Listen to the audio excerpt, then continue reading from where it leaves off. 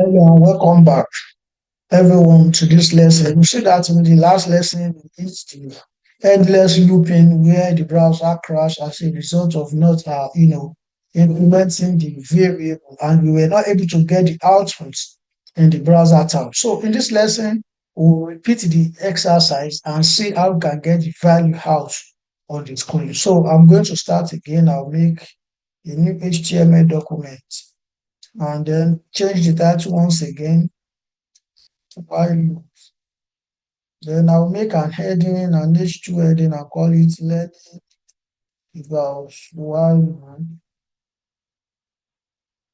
in JavaScript.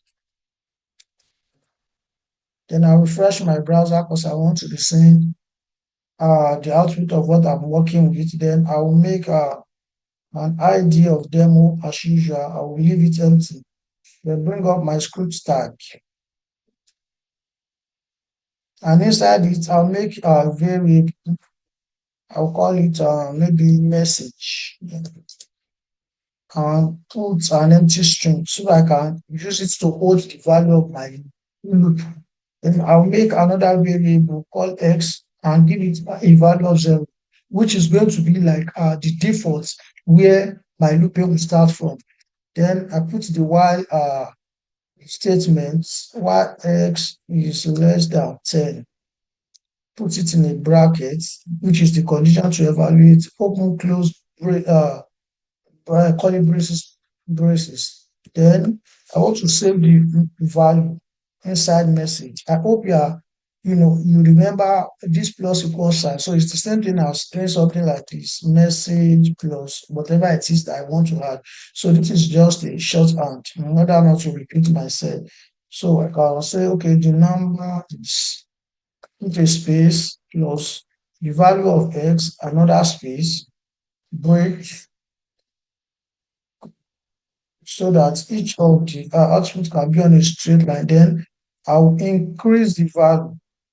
So as long as the condition is true, it will keep evaluating until it hits a forcing value.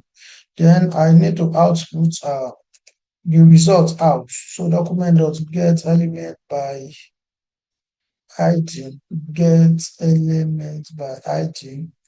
My ID is demo dot inner HTML equals to message.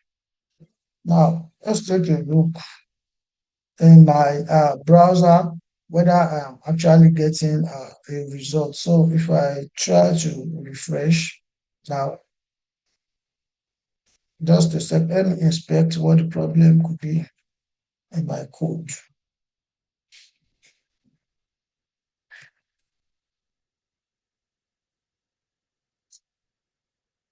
Right now, my browser has frozen already, so I'll just try and then do a force refresh.